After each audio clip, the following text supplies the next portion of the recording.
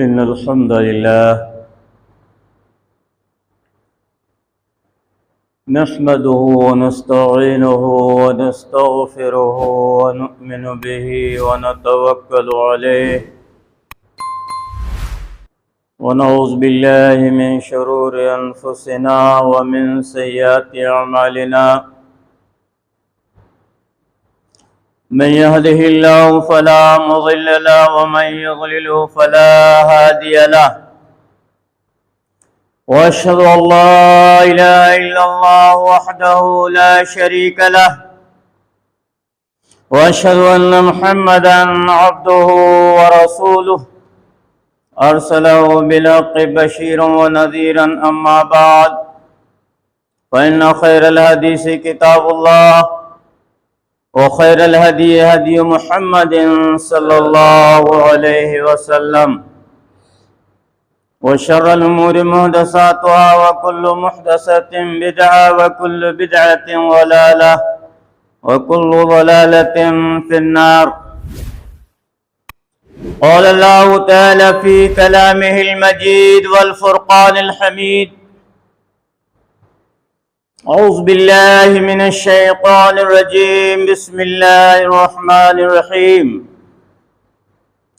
قل إن كان آباؤكم وأبناؤكم وإخوانكم وأزواجكم وعشيرتكم وأموال اقترفتموها وتجارة تخشون كسادها ومساكن ترضونها أحب إليه من الله ورسوله وجهاد في سبيله فتربصوا حتى يأتي الله بأمره والله لا يهدي القوم الفاسقين.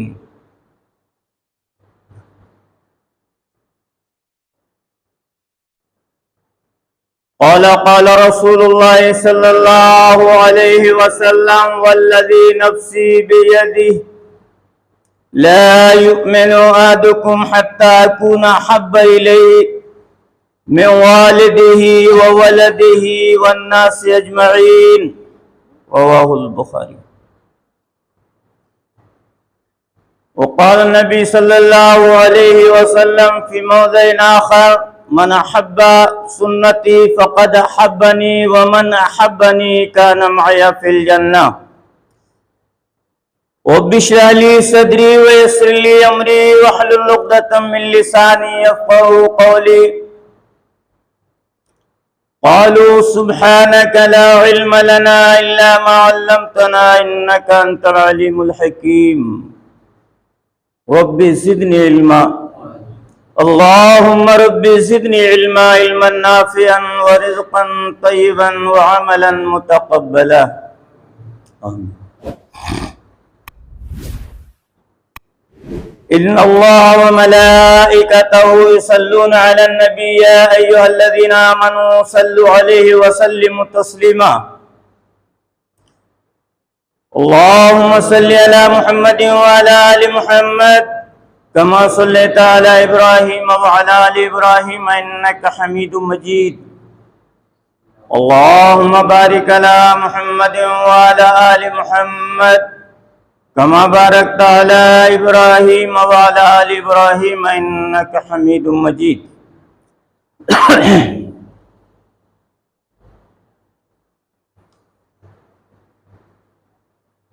میں بھی اور باپ بھی، شوہر بھی، برادر بھی فدا،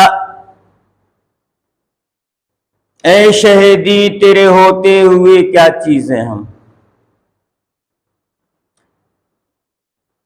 لائق صد احترام اسلامی بزرگوں، دینی و ملی بھائیوں، عزیز رفقا، نوجوان ساتھیوں، پیارے بچوں، غیور اسلامی پردہ نشین ماؤں، بہنوں اور بیٹیوں،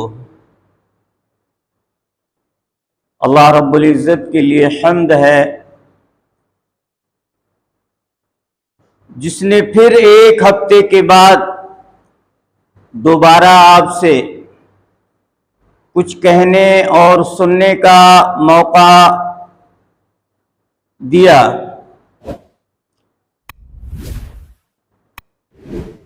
وعدہ کیا تھا کہ انشاءاللہ العزیز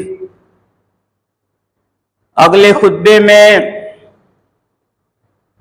اسی استقامت کے تعلق سے اور حب رسول کی نسبت سے کچھ اور چیزیں آپ کے سامنے بیان کروں گا۔ اللہ سے دعا ہے کہ اللہ مجھے حق بات کہنے کی اور آپ سبوں کو حق باتیں سن کر ان باتوں پر عمل پیرا ہونے کی توفیق نصیب فرما، اور اپنے نبی سے سچی والہانہ عقیدت اور محبت رکھنے کی توفیق نصیب فرما۔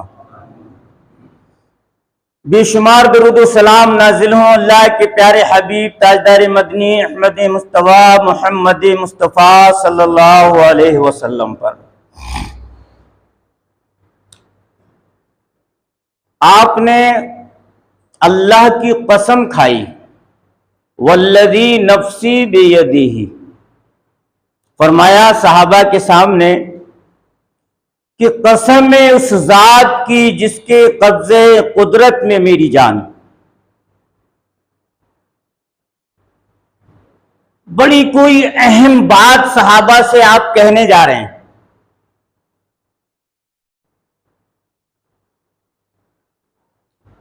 فرمایا لا یؤمن احدکم حتی اکون احب الیہ من والدہ وولدہ والناس اجمعین۔ تم میں سے اس وقت تک کوئی مومن نہیں ہو سکتا جب تک میں اس کے نزدیک اس کے والدین سے، اس کی اولاد سے اور تمام لوگوں سے زیادہ محبوب نہ ہو جاؤں۔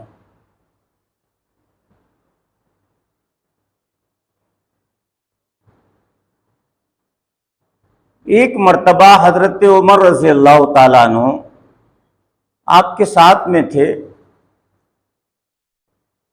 آپ نے فرمایا کہ عمر، میرے بارے میں تمہارا کیا خیال ہے؟ تم مجھ سے کیسی محبت کرتے ہو؟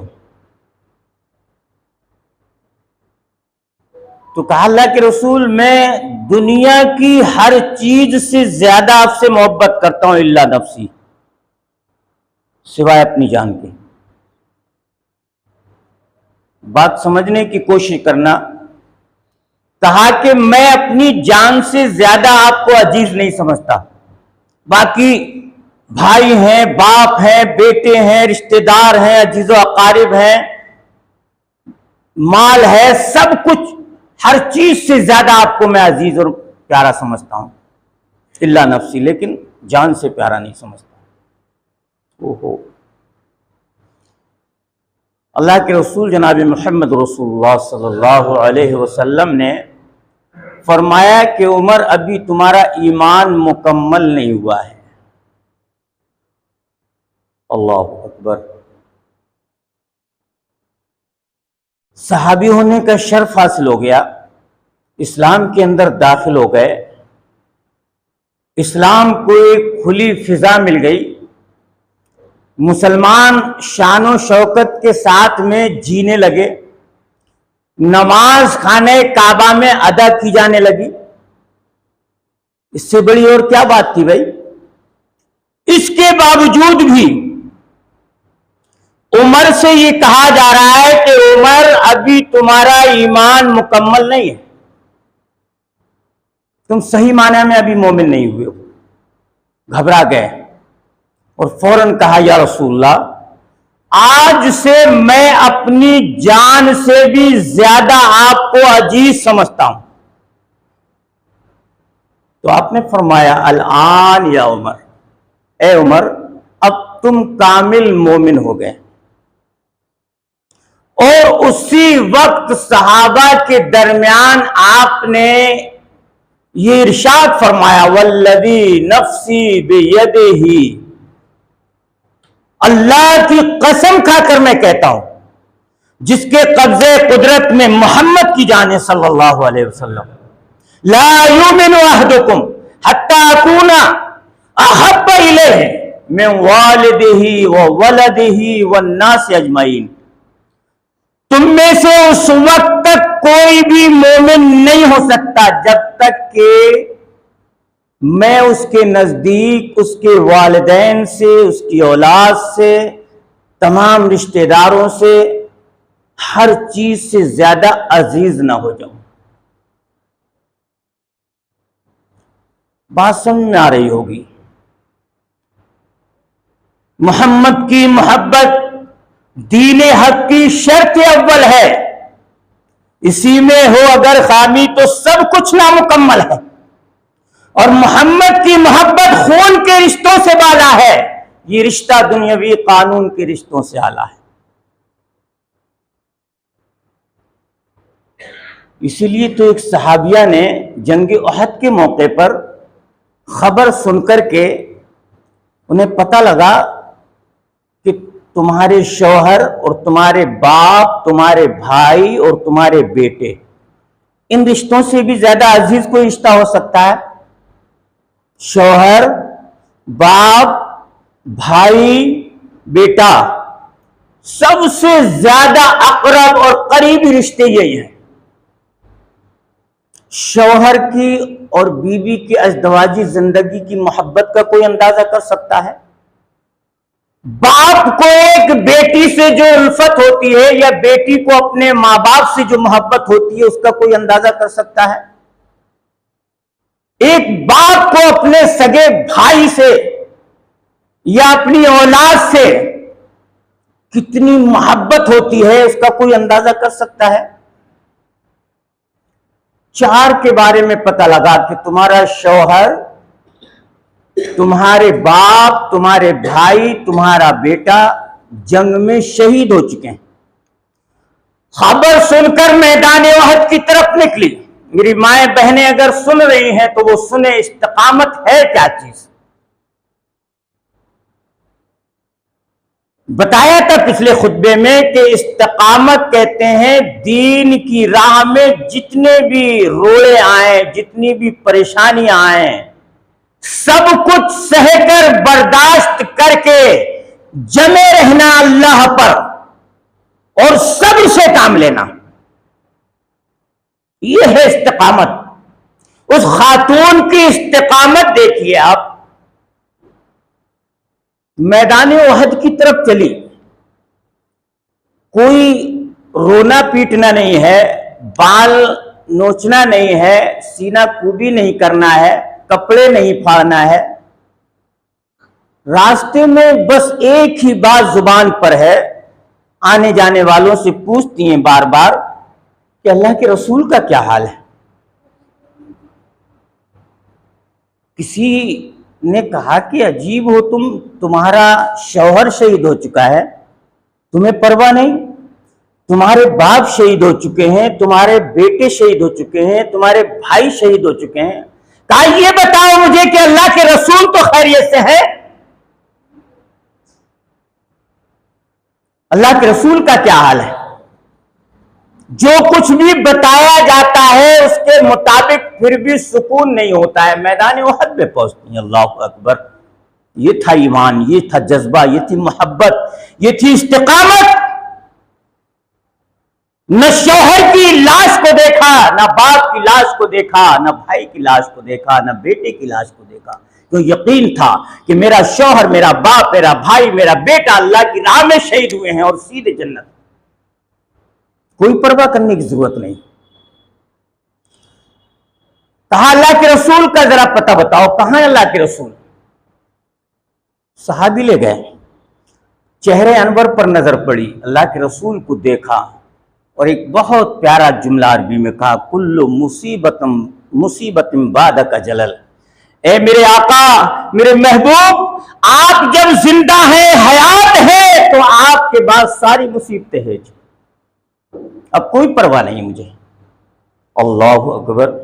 ایک عورت کے استقامت اور اس کے امتحان کا، اس کے جذبے ایمانی کا آپ اندازہ تو کریں کہ کسی عورت کا شوہر ختم ہو جائے کیا حال ہوگا اسے، کسی عورت کا کوئی باپ یا بھائی یا بیٹا ختم ہو جائے تو کیا حال ہوگا بھائی؟ لیکن نہیں، وہ تھا سچا ایمان، وہ تھی استقامت، وہ تھا صبر اور ثبات قدمی کہ دین کی راہ میں بڑی بڑی مصیبتیں آئیں، جان کی، مال کی، اولاد کی، وطن کی، سب کچھ قربانیاں دی، لیکن نبی کی محبت میں ایسے غرق ہو گئے کہ جس نے بھی کلمہ پڑھ لیا پھر دنیا کی کوئی طاقت انہیں اسلام سے اور نبی کے کلمے سے ہٹا نہیں سکتی۔ اسی چیز کا نقشہ پارہ نمبر 10 میں سورہ توبہ آیت نمبر 24 میں اللہ سبحانہ تعالیٰ نے بیان کیا ہے۔ وہ سنیں، اس کا ٹرانسلیٹ ترجمہ سنیں، اس کی بات کو آگے بڑھایا جائے۔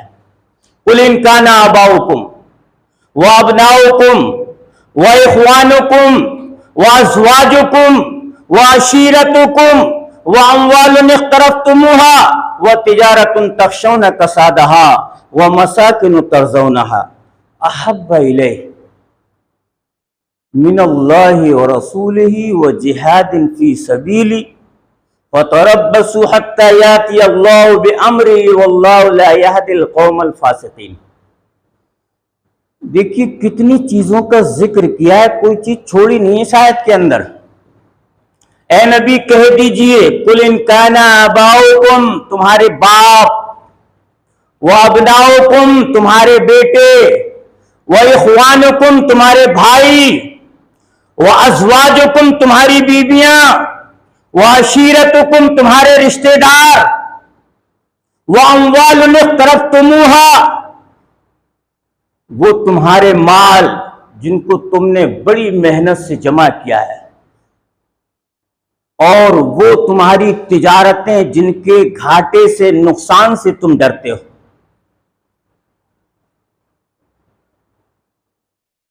وَمَسَاكِنُ تَرْضَوْنَهَا اور وہ محلات جن میں تم رہتے ہو۔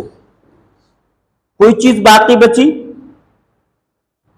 باپ، بھائی، بیٹے، بیویاں، رشتہ دار، مال، محلات، حتیٰ کہ تجارت کا بھی ذکر کر دیا کہ آدمی جس تجارت کو کرتا ہے اس کے گھاٹے سے وہ ڈرتا ہے۔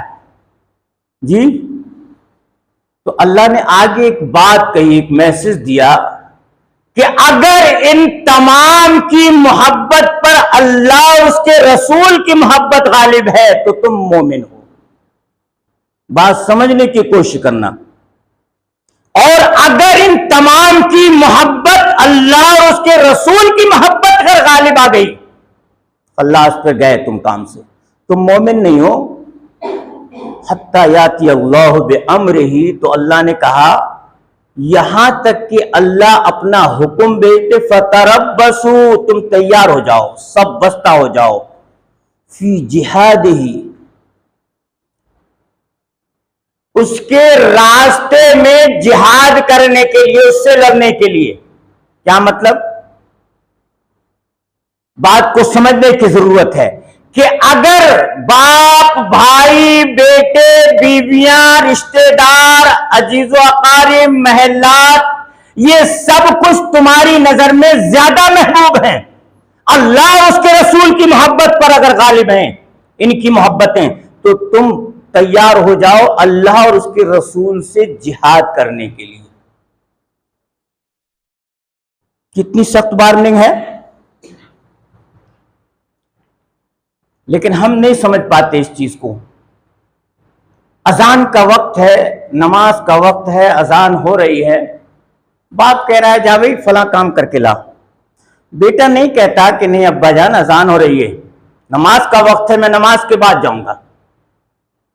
باپ کی محبت غالب آ گئی نہیں آ گئی؟ بھائی بھائی نے کسی دکان پر بھیج دیا، بھائی کی محبت غالب آ گئی نہیں؟ نماز ختم ہو گئی۔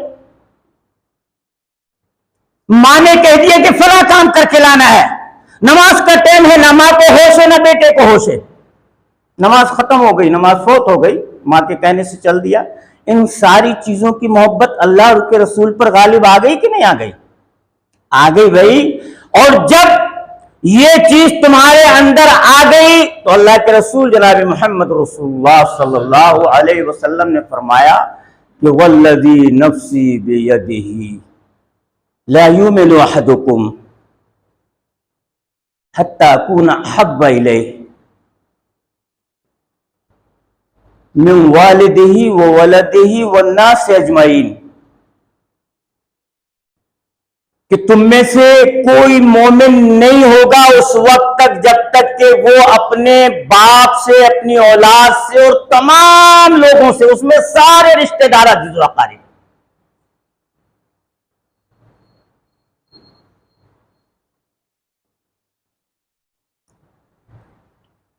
اس آیت کے ضمن میں ہم سعد بن ابی وقاص رضی اللہ تعالیٰ عنہ کی طرف چل رہے ہیں۔ پچھلے خطبے میں انہی کی بات پر خطبے کا اختتام ہوا تھا اور بتایا تھا کہ انشاءاللہ یہیں سے کچھ چیزیں اور دوسری بیان کی جائیں گی۔ سعد بن ابی وقاص رضی اللہ تعالیٰ عنہ 27 سالہ نوجوان، ذرا نوجوان خاص طور سے سنیں اس واقعے کو، جن کی عمر 20 سے 30 سال تک کی ہے، اور ویسے سبھی کے سننے کا ہے۔ ایمان لائے، ماں آڑے آ گئی۔ والدہ کی بھی عجیب محبت ہوتی ہے بھئی، جس نے 9 مہینے شکم کے اندر رکھا ہے، کتنی پریشانی، کتنی مصیبت اٹھائی ہے، بس وہ ماں جانتی ہے۔ پھر درد ذے کے وقت جو تکلیف، ایک حدیث یاد آ گئی، ایک آدمی اپنی بوڑھی ماں کو بیت اللہ کی زیارت کے لیے لے گیا اور طواف کا نمبر آیا تو اپنی پیٹھ پر لاد کر کے اپنی بوڑھی ماں کو طواف کرا رہا تھا، اور اس نے کرایا۔ حج سے فراغت کے بعد اللہ کے رسول سے کہا کہ اللہ کے رسول، میں نے اپنی ماں کا حق ادا کر دیا تھا۔ کیسے؟ کہا اللہ کے رسول، میں نے تمام ارکان حج اپنی پیٹھ پر لاد کر اپنی ماں کو ادا کرائے ہیں، اس لیے میں نے اپنی ماں کا حق ادا کر دیا۔ کہا کہ تو ابھی سمجھا نہیں ماں کے حق کو۔ درد ذہ کے وقت جو تیری ماں کو تکلیف ہوئی ہے پیدائش کے وقت، ابھی تو اس کا تو نے حق ادا نہیں کیا ہے۔ اللہ اکبر۔ 9 مہینے جو شکم کے اندر رکھا اسے چھوڑ دے، 2 سال حولین کاملین جو دودھ پلایا ہے، اصلی خون دودھ کی شکل میں، اسے چھوڑ دے۔ درد ذے کے وقت، پیدائش کے وقت جو تیری خاطر تکلیف اٹھائی ہے، ابھی اس کا حق ادا نہیں ہوا ہے۔ اللہ اکبر۔ کیسی ماں کی ممتا اور کیسی ماں کا پیار۔ پھر اولاد بھی بعض بڑی با وفا ہوتی ہے، اس دور میں تو زیادہ تر بے وفا ہے اولاد ماں باپ کی۔ اللہ ان نوجوانوں کو تو اپنا بھی فرما بردار بنا اور ماں باپ کا بھی فرما بردار بنا۔ سعد بن ابی وقاص رضی اللہ تعالیٰ عنہ اپنی ماں سے بے پناہ محبت کرتے تھے، اور ماں بھی اپنے بیٹے سے بے پناہ محبت کرتی تھی۔ جب اسلام لائے، کلمہ پڑھ لیا، اسلام کے اندر داخل ہو گئے، تو ماں نے کہا بیٹے کچھ ماں کا بھی خیال ہے تجھے؟ میں نے کتنے ناز و نام سے اور کتنی مصیبتیں پریشانیاں اٹھا کر کے تیری پرورش کی ہے، تجھے جوان کیا ہے، اور اب ایسی حالت میں تو بڑھاپے کی حالت میں مجھے چھوڑ کر کے محبت کا ساتھی بن گیا۔ بیٹے کچھ تو لاز رکھ میری۔ لیکن نہیں، دیکھو ایمان اور استقامت، دیکھو کتنی ممتا رہی ہوگی سعد بن ابی وقاص کے دل میں اپنی والدہ کی، لیکن وہاں ایک طرف نبی کی محبت ہے اور ایک طرف والدہ کی محبت ہے۔ کہا نہیں ماں کچھ بھی صحیح، لیکن اب میں نے محمد کا کلمہ پڑھ لیا ہے صلی اللہ علیہ وسلم، اب دنیا کی کوئی طاقت نہیں ہے جو مجھے اسلام سے ہٹا دے۔ تو ماں نے ایک حربہ چلا، کہا کہ اب لاسٹ حربہ یہ ہے، کہا میں بیٹے دھوپ میں بیٹھ جاؤں گی، بھوکی پیاسی مر جاؤں گی، نہ کھانا کھاؤں گی نہ پانی پیوں گی، اگر تو اس بات سے باز نہیں آیا۔ اس کے بعد بھی کوئی امتحان تھا؟ ایک بوڑھی ماں کہہ رہی ہے اپنے بیٹے سے کہ بیٹے میں بھوک اور پیاس ایسے ہی برداشت کر کے اور دھوپ چلچلاتی دھوپ میں بیٹھ کر کے اپنی جان کو ہلاکت میں ڈال لوں گی اگر تو باز نہیں آیا۔ سعد بن ابی وقاص کے دل پر ذرہ برابر احساس نہیں ہوا کہ ماں کیا کہہ رہی ہے۔ کیوں؟ کہ قرآن کریم کو انہوں نے سمجھ لیا تھا کہ اللہ کا کلام یہ کہہ رہا ہے کہ ان کو سب کو چھوڑنا پڑے گا، چاہے باپ ہو، ماں ہو، بیٹا ہو، بھائی ہو، بیوی ہو، رشتہ دار ہو، محلات ہو، باغات ہو، سب کچھ چھوڑنا پڑے گا محمد کی خاطر اور اسلام کی خاطر۔ کہاں مر جائے تو تڑپ تڑپ کر، کوئی فرق نہیں پڑتا۔ یہ وہ سعد بن ابی وقاص رضی اللہ تعالیٰ عنہ ہیں کہ جن کے بارے میں نبی نے اپنی زبان مبارک سے کہا تھا، اللہ اکبر، کہ سعد میرے ماں باپ تم پر قربان۔ کسی صحابی کے بارے میں، چاہے وہ ابو بکر ہو، چاہے وہ عمر ہو، چاہے وہ عثمان غنی ہو، چاہے وہ علی مرتضی ہو، چاہے امین الامت عبید اللہ ابن الجراح ہو، چاہے زبیر طلحہ ہو، بڑے بڑے جلیل القدر صحابہ جنہوں نے جان کی، مال کی، سب کی قربانیاں دی، اور جنگ بدر و احد میں وہ ثبوت دیا محبت کا اور استقامت کا کہ جان دی ہوئی تو اسی کی تھی۔ حق تو یہ ہے کہ حق ادا نہ ہوا، سب کچھ لٹانے کے بعد بھی پھر بھی کہہ رہے ہیں کہ ابھی حق ادا نہیں ہوا ہے۔ جو حق ہے اللہ اس کے رسول کا، وہ حق ادا نہیں ہوا ہے۔ لیکن کسی صحابی کے بارے میں نبی نے، آقا نے اپنی زبان سے یہ نہیں کہا کہ تم نے میرا حق ادا کر دیا اور میرے ماں باپ تم پر قربان ہو۔ اللہ اکبر۔ تقریباً 1,00,000 سوا لاکھ صحابہ اسلام کے اندر داخل ہوئے۔ حجۃ الوداع میدان عرفات میں جو آخری خطبہ دیا، اس میں مورخین نے لکھا ہے، سیرت نگاروں نے لکھا ہے کہ لگ بھگ 1.25 صحابہ موجود تھے اس وقت۔ ایک سعد بن ابی وقاص ایسا صحابی ہے جس کے بارے میں جنگ احد میں اللہ کے رسول نے یہ کہا تھا کہ سعد تم نے میرا حق ادا کر دیا، میرے ماں باپ تم پر قربان ہو۔ کیوں کہ جس وقت جنگ احد کا پاسا پلٹا تھا، خالد بن ولید نے دوبارہ جو حملہ کیا تھا پلٹ کر کے، تو مسلمان اپنے آپ کو سنبھل نہ پائے تھے اور اتنا جانی اور مالی نقصان پہنچا تھا کہ کسی دور میں تاریخ بتاتی ہے کہ 70 مشرکین مکہ کے جو قتل ہوئے تھے میدان بدر میں، اس کا بدلہ انہوں نے میدان احد میں لیا۔ 70 مسلمان اور سارے کے سارے جوان، چاہے وہ مہاجرین ہو چاہے وہ انصار ہو، اور ان 70 میں 14 صرف مہاجرین تھے مکی، اور باقی سارے جوان مکہ کے انصار تھے، مدینہ کے انصار تھے۔ اللہ اکبر۔ 70 نوجوان صحابہ شہید ہوئے تھے ذرا سی غلطی پر، اور اس وقت مشرکین نے نبی کو گھیرے میں لے لیا تھا، تیروں کی، تلواروں کی بوچھار ہو رہی تھی۔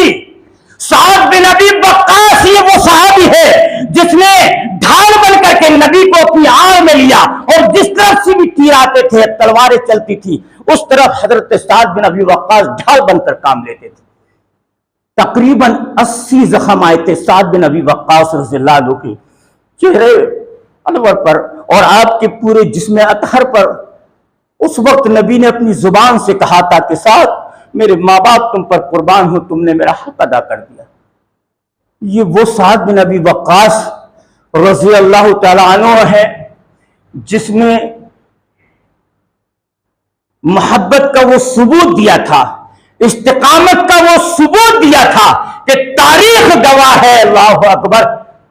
اور پھر وہ عشرہ مبشرہ میں ان کا نام آتا ہے، وہ 10 صحابہ جن کے بارے میں نبی نے مسجد نبوی میں لفظ بائی لفظ نام لے لے کر کہا، ابو بکر فی الجنہ، عمر فی الجنہ، عثمان فی الجنہ، علی فی الجنہ، زبیر فی الجنہ، طلحہ فی الجنہ، سعید فی الجنہ، عبیدہ ابن الجراح فی الجنہ، سعد بن ابی وقاص فی الجنہ۔ یہ وہ صحابی ہے کہ ان عشرہ مبشرہ میں، یعنی جن 10 صحابہ کو جنت کی بشارت دنیا میں دی گئی، ان میں سعد بن ابی وقاص کا بھی نمبر ہے۔ میرے کہنے کا مقصد یہ ہے کہ انہوں نے اپنے ماں باپ کو چھوڑ دیا، بھائیوں کو چھوڑ دیا، بیٹوں کو چھوڑ دیا، اپنی بیویوں کو چھوڑ دیا، رشتہ داروں کو چھوڑ دیا، صرف دین کے خاطر، اور اس دین کو ہم تک پہنچانے کی خاطر۔ ہم کیا کر رہے ہیں بھائی؟ ہم سے تو 5 وقت کی نماز ادا نہیں ہو رہی ہے۔ یہ ہماری استقامت ہے، یہ ہماری نبی سے محبت ہے۔ ہمارا پہننا اوڑھنا، کھانا پینا، وضع قطع، سارے کے سارے کام یہود و نصارہ جیسے، پھر بھی ہم مسلمان ہیں۔ ہم جہاد نہیں کر رہے ہیں، جان کی قربانی نہیں دے رہے ہیں، نہ بیٹوں کی قربانی، نہ اپنی قربانی، نہ بھائیوں کی قربانی، اور صرف فری میں ہمیں اسلام مل گیا ہے بغیر کسی محنت اور مشقت کے، اس کی بھی ہم قدر نہیں کر پا رہے۔ سوچو مسلمانوں، غور کرو کہ ان صحابہ نے جنہوں نے اپنے وطن کو چھوڑا، اپنے بیوی بچوں کو چھوڑا، اور اپنے جائیداد کو چھوڑا، مکانات کو چھوڑا، محلات کو چھوڑا، باغات کو چھوڑا، سب کو چھوڑا صرف دین کی خاطر، اور اس دین کو ہم تک پہنچایا، سب کچھ برداشت کیا، سب کچھ قربانیاں دی، تب یہ دین ہم تک پہنچا۔ ہمیں اس کی قدر کرنا چاہیے، سوچنا چاہیے، غور کرنا چاہیے، ہمیں اپنے چہرے موروں پر غور کرنا چاہیے، اپنے وضع قطع پر، اپنے لباسوں پر غور کرنا چاہیے۔ آج مسلمان اس قدر ہندوستان کے اندر اگر چہروں پر داڑھی رکھ لے اور وضع قطع صحیح کر لے تو ہر گلی کے اندر ایسا لگے گا مسلمان ہی ٹہل رہا ہے، مسلمان ہی گھوم رہا ہے فرشتہ، اور یہ ہندو غیر مسلم یہ مروب ہو جائیں گے، ان پر ایسا روب طاری ہو جائے گا کہ یہ خود ہی کہیں گے کہ اب اس قوم سے لڑنے کی اور ہمت کرنے کی اب طاقت نہیں ہے۔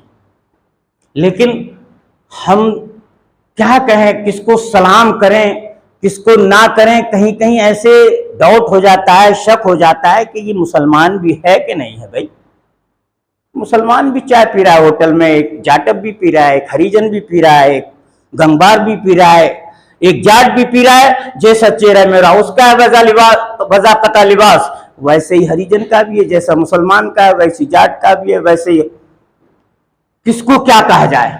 کبھی کبھی تو ایسا دھوکہ ہو جاتا ہے کہ سلام کرتے وقت مسلمان سمجھ کر سلام کر لیا جاتا ہے، اور وہ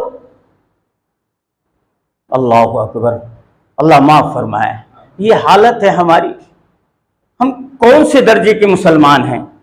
کچھ تو فیصلہ کریں آخر۔ نمازیں ہم نہیں پڑھ سکتے، دین کے اور کام ہم نہیں کر سکتے، مال کی قربانی ہم نہیں دے سکتے، وقت کی قربانی ہم نہیں دے سکتے۔ ارے بھائی اگر اللہ کی راہ میں مال کا کوئی سوال کیا جاتا ہے تو دل سکڑ جاتے ہیں۔ جمعے کے دن 8ویں دن آتے ہیں، 10 روپے ہر آدمی دے تو ماشاءاللہ ڈبے میں کچھ پیسے معلوم پڑے، اور کئی بار میں نے کہا بھی، اشارہ بھی کیا، اس کے باوجود بھی بہت سے لوگ ایسے ہیں جو خالی نکل جاتے ہیں، چلے جاتے ہیں، پان بیڑی سگریٹ گٹکا تمباکو میں ہفتے میں مہینے میں پتہ نہیں کوئی شمار قطار نہیں کتنے پیسے اٹھ رہے ہیں، لیکن اللہ کی راہ میں دینے کے لیے یہاں 10 روپے نہیں ہیں 8ویں دن، اور وقت کی قربانی دینے کے لیے، نماز پڑھنے کے لیے 24 گھنٹے میں 2 گھنٹے مان کر چلیں آپ، 5 نمازوں میں 2 گھنٹے بھی نہیں لگیں گے، چلو 2 گھنٹے میں مان لیتا ہوں، 2 گھنٹے ہمیں، یعنی 24 گھنٹے میں 22 گھنٹے آپ کے لیے، صرف 2 گھنٹے اللہ کے لیے، یہ وقت کی قربانی، وقت کی بھی قربانی ہم نہیں دے سکتے۔ جان کی ہم کیا قربانی دے سکتے ہیں کہ ابھی اگر آ جائے ایسا نمبر کوئی، تو آج کی مائیں تو ایسی ہیں اپنے اپنے شوہروں کو اور بیٹوں کو پکڑ پکڑ کر کمروں بند کر دیں گے، لوک مار دیں گے، نہیں تم مت جانا، مر جاؤ گے بالکل، جانا مت۔ یہ ہے ایمان اس وقت کا۔ اور آج بھی آپ یہ کشمیر جو ہے بہت قریب ہے نا ہمارے، وہاں کی مائیں تیار رہتی ہیں، انہوں نے دین کو سمجھا ہے، وہ کہتی جاؤ، وہ بھیجتی ہیں کہ نہیں، ہماری عزت پر، آبرو پر آنچ نہیں آنے پائے، اسلام پر آنچ نہیں آنے پائے، ہم نے تمہیں جنم دیا ہے اسی لیے تم اللہ اور اس کے رسول کے لیے تیار ہو جاؤ، بالکل اسلام کے لیے۔ پتہ نہیں کتنے نوجوان بیچارے اللہ کو پیارے ہو چکے ہیں۔ وہ ایمان جذبہ تو پیدا کرو، صحابہ جیسا اگر نہیں کر سکتے تو افغانستان کے طالبان کی طرح ہی کر لو، اپنا جذبہ اور اپنا وضع قطع لباس وغیرہ۔ دیکھا ہے ان کو، دیکھتے ہو نا موبائل پہ یا ٹی وی وغیرہ پہ، ماشاءاللہ داڑیاں ہیں، لباس کرتے پیجامے یا افغانی وہی پٹھانی سوٹ، لگتا ہے کہ ہاں واقعی یہ ہے مسلمان، بالکل صحابہ جیسی زندگی، سب کے پگڑیاں بنی ہوئی ہیں۔ 313 جو مجاہدین ہیں ان پر کبھی غور کرنا، دیکھنا موبائل پر سرچ کر کے، تو لگے گا کہ ہاں واقعی ہم تو کچھ نہیں ہیں بھئی، اندھیرے میں پڑے ہوئے ہیں بالکل۔ ان کی صورتیں دیکھ کر کے، ان کا وضاقتہ دیکھ کر کے تمہیں لگے گا کہ ہاں واقعی اصلی مسلمان یہ۔ بہرحال اللہ سے میں دعا کرتا ہوں کہ بار الہ آج کے اس خطبہ مبارکہ میں جو باتیں بھی ہم نے حب رسول کے تعلق سے استقامت کی نسبت سے کہی ہیں، پہلے اس وائز کو اور اس کے بعد ہمارے ان سامعین اور سامعات کو، ان باتوں کو سننے کے بعد، غور و خوض کرنے کے بعد، صحیح معنی میں کتاب و سنت کے روشنی میں عملی جامہ پہنا کر کے عمل کرنے کے اللہ توفیق نصیب فرما۔ اور جو صحابہ کے اور صحابیات کے دلوں میں دین کی، اسلام کی محبت تھی، نبی کی محبت تھی، اللہ کی محبت تھی، وہی محبت ہمیں بھی عطا فرما دے پروردگار۔ اے اللہ، ہمیں جو مسلمان پریشان ہیں، اللہ ان کی پریشانیوں کو دور فرما دے، جو مقروض ہیں، قرض دار ہیں، ان کے قرضے کی ادائی کے سامان مہیا فرما دے۔ اللہ جو صاحب فراش ہیں، بیمار ہیں، اے اللہ تو ان کو شفا کلی، شفا اجلا کاملہ عطا فرما دے۔ اے اللہ جو ظالموں کی چنگل میں پھنسے ہوئے ہیں، چاہے وہ ہمارے یو پی، اتر پردیش میں یا ملک میں یا غیر ملک میں، جہاں پر بھی، اے اللہ تو ان کی غیبی نصرت اور مدد فرما۔ اے اللہ تو اپنی رحمت کاملہ سے ظالموں کے چنگل سے ان مسلمان بیٹوں اور بیٹیوں کو بری فرما دے۔ اے اللہ اسلام کی اور مسلمانوں کی غیبی نصرت اور مدد فرما دے۔ اے اللہ ہماری جان اور مال کی حفاظت فرما دے۔ اللہ تو اپنے گھروں کی حفاظت فرما دے، ہمارے بھی گھروں کی حفاظت فرما۔ اللہ ہم بہت کمزور ہیں، تو طاقتور ہے، دشمنوں کے مقابلے میں ہم تجھے لاتے ہیں۔ اے اللہ تو ہی ان سے انتقام لینے والا ہے، تو نے بڑے بڑوں سے انتقام لیا ہے، یہ تو کوئی چیز نہیں ہے۔ اللہ تو ان سے انتقام لے لے اور ان کی جمعیت کو پارا پارا کر دے، ان میں انتشار پیدا کر دے، اختلاف پیدا کر دے، اور ان کے گھروں کو مسمار اور منہدم کر دے۔